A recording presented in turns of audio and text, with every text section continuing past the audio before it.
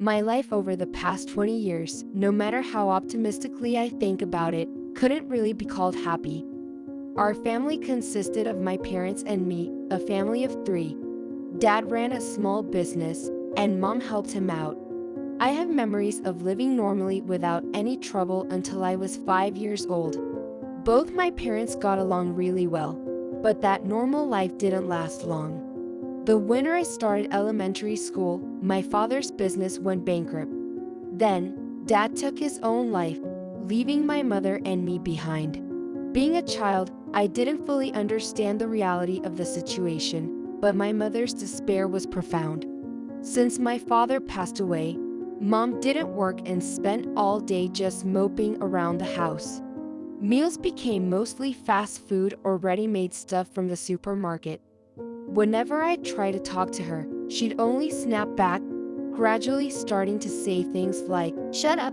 You're annoying." and when I came home from school, she wouldn't be at home, staying out from morning till night. Occasionally when she did come home, she'd be dressed in flashy clothes I'd never seen before, and started bringing home and I didn't know. When I'd come home from school, ensuring I had the bare minimum for meals, there would only be money left on the table, but in the 10 years since my father passed away, Mom and I never had a meal together. At first, I felt lonely, but gradually that became the norm, and honestly, I never felt like I hated my mother. Not until then. That was in the summer of my second year of middle school. When I caught my mother as she was about to leave and told her I wanted to go to high school, she just told me, "We don't have the money for that. You'll have to work." honestly, I wasn't surprised by her answer, but I had always wanted to continue learning, go to college, escape this miserable life, and join a proper company, so I couldn't give up on going to high school. However, as a middle schooler at the time, there was nothing I could do, and just when I was feeling disappointed, my mother suddenly made a proposal. "If you take care of the house properly, I'll let you go to high school, but you have to earn your own food money." She said. I thought, if that's all it takes, and accepted the proposal, but that was the beginning of hell for me. From then on, my mother started coming home, always bringing different men with her, drinking and making noise until the early morning. I was out working delivering newspapers from the early morning to earn money for food, then coming back to clean up the mess my mother and her friends made. I'd head to school by 8, and when I returned, the house that I'd cleaned up in the morning was a mess again, so it was back to tidying up, cleaning, doing laundry. After eating dinner and falling into bed, I'd be awakened by my mother and her friends coming back, needing to prepare snacks and pour drinks. And then the cycle would start over with the morning. I didn't have time to hang out with my friends, but I still worked hard at my job, cleaning and studying so that I could get into high school. I somehow passed the entrance exam to the public high school I wanted to go to, but there was no one at home to celebrate with me. My mother was like, "Since I let you go to high school, you owe me in the future," or something like that. When the high school acceptance announcements were made, others around me were rejoicing with their mothers.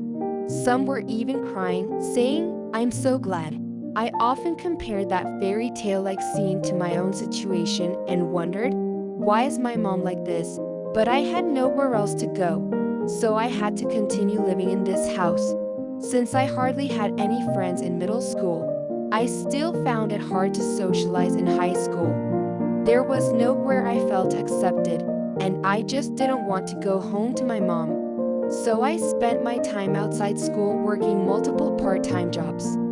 I saved that money for my future college education, continuing the daily routine of going back and forth between home, school, and work, just like I did in middle school. Then, after working hard at my studies and jobs for 3 years in high school, I was able to enroll in my desired college with the help of a scholarship. Maybe it's because college has all kinds of people, but unlike my previous schools, everyone seemed open, and even someone like me could make friends. With decent paying jobs like tutoring, I thought I could see a bright future just around the corner, free from the miserable life tied to my mother.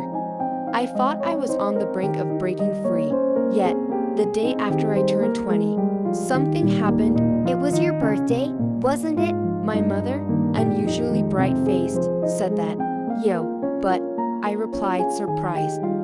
Since my father passed away, she had never once celebrated my birthday. Then my mother said, I'll take you somewhere nice to celebrate. she urged me to go out with her. Though puzzled, I was honestly happy that she remembered my birthday and that she was going to celebrate my coming of age. Despite everything that had happened up until then, I thought that maybe now that her child had become an adult, my mother would feel differently. So I accepted her invitation and decided to go out with her. I wondered when was the last time I walked beside my mother like this, feeling a bit excited inside. That was a mistake. My feelings were shattered by my mother's subsequent actions.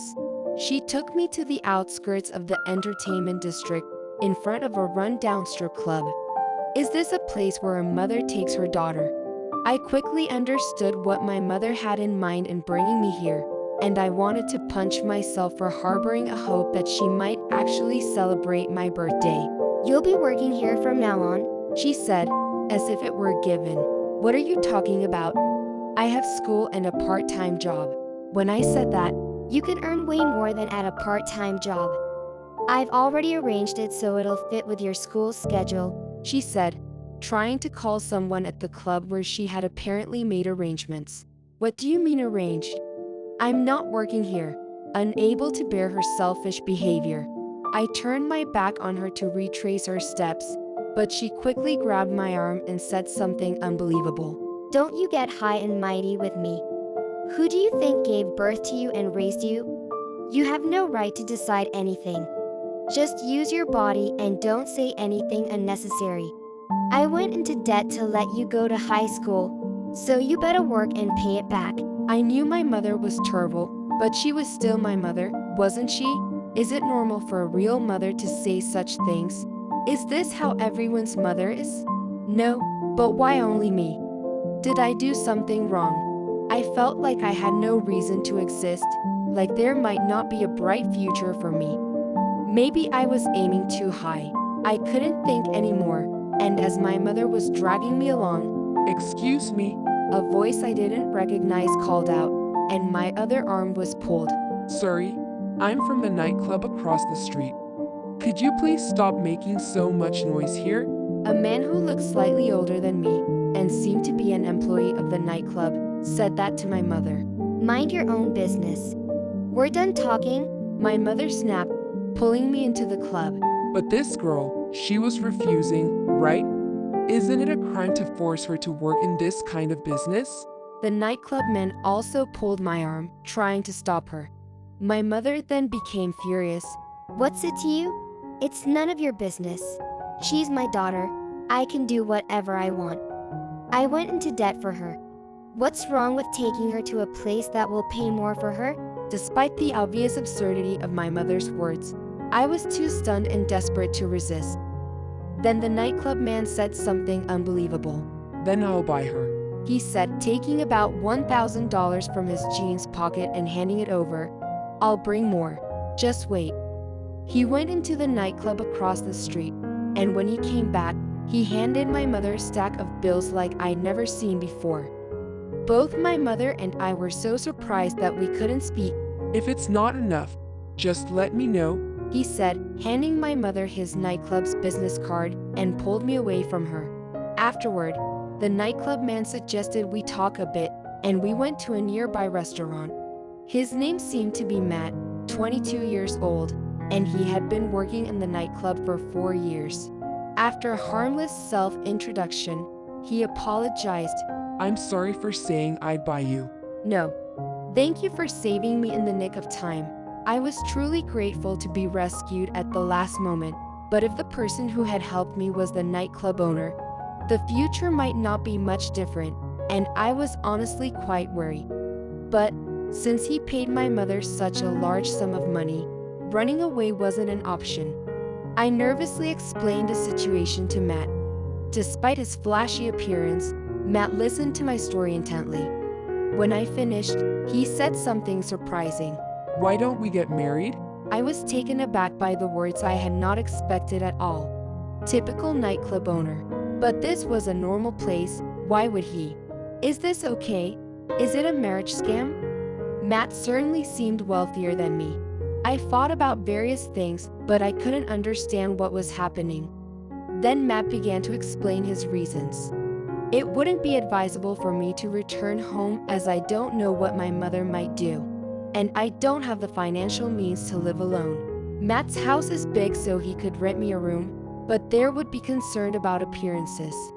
He could hide me as his girlfriend, but my mother might accuse him of kidnapping or something using the mother-daughter relationship. Marriage would solve the problem, he said. It felt absurd, but I thought he might be trying to help me. That's right. If after a year you hate being married to me, it's completely fine to divorce. I'll pay you alimony then, and you can use it however you like. Indeed, it was a welcome proposition for me, who had no place to live. But the fact remained that Matt was an unknown person to me. Divorce? Just like that.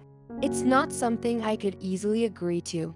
But considering everything that's happened and the current situation, I might have no choice but to listen. If I go back home, a future as my mother's cash cow is waiting 100%. Perhaps it's better to choose Matt, even if the future is unclear, as long as there's a glimmer of hope. I knew it would be a significant gamble, but I decided to accept Matt's proposal, believing in a slight possibility for a brighter future. In Matt's apartment, besides the living room, there were 3 rooms, and he gave me one that had been used as a storeroom. Of course, we slept separately, and since our daily routines were quite opposite, we didn't see each other often. The only time we spent together was at breakfast when I woke up and Matt came home from work. It felt more like room sharing than married life, and I was really able to live comfortably.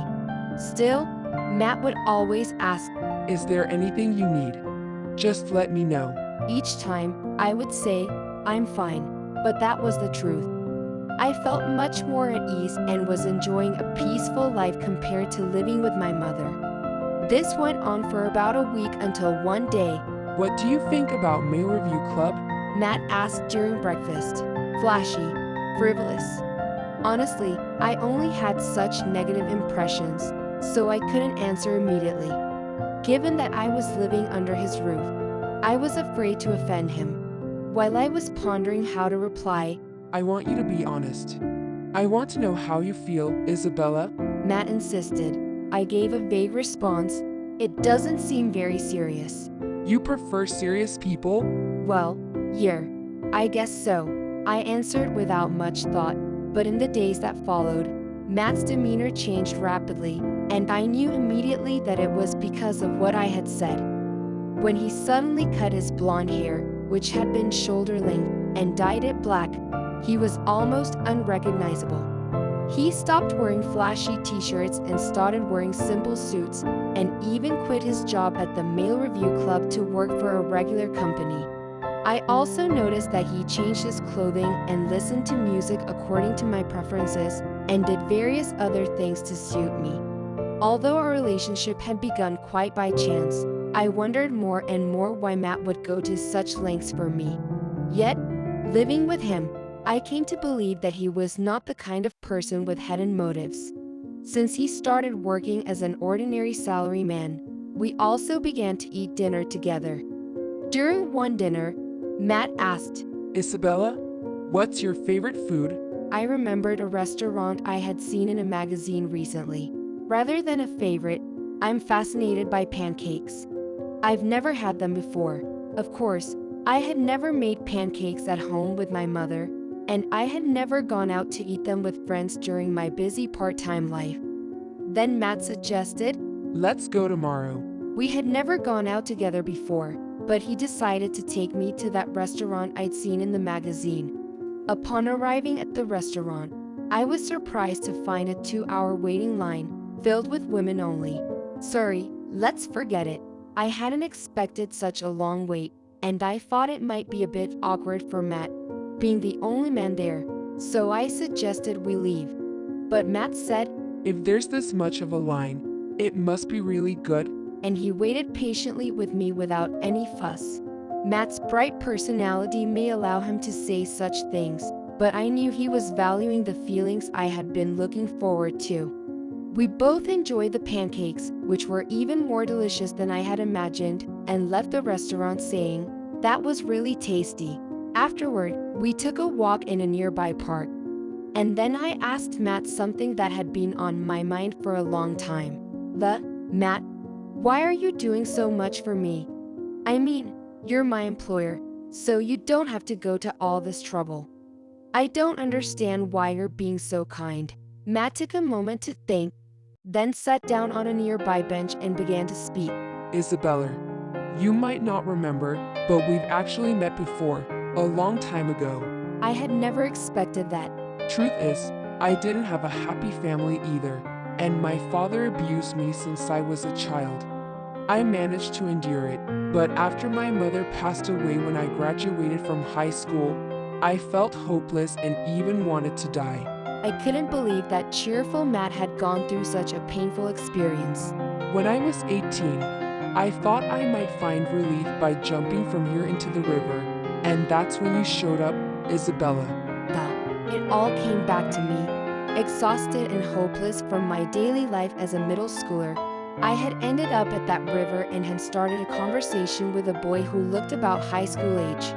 We both seemed to be contemplating the end, and I was worried about the sad, lonely look on his face, so I spoke to him. We didn't talk much, but for some reason, after talking to you, Isabella, I saw hope and decided to keep living and fighting. That led me to move out, and I got a live-in job at a host club when a senior offered it to me. Matt shared his story with me. Though I had felt helpless, unable to fend for myself, and always despised my powerlessness, thinking I couldn't do anything, I was thrilled to know I had saved someone's heart. When I met you in front of the store, I didn't recognize you at first. But when we talked face to face, I realized you were the girl from back then. I thought it was my turn to help you. So that's why you were so kind to me. I never thought I was helping anyone, but I'm truly grateful for your feelings, Matt. But Matt continued. At first, that was it, but now there's more to it. Living together, I found myself wishing that it wouldn't end in just a year. I wanted you to like me, even just a little. Matt said it with evident embarrassment, and I felt quite bashful as well. But it was a sensation I had never experienced before in my life. Only now did I realize that such joyful emotions could exist. Gradually, I too began to wish that I could stay with Matt beyond just a year. A few months later, after living in Matt's home for a year, we got married.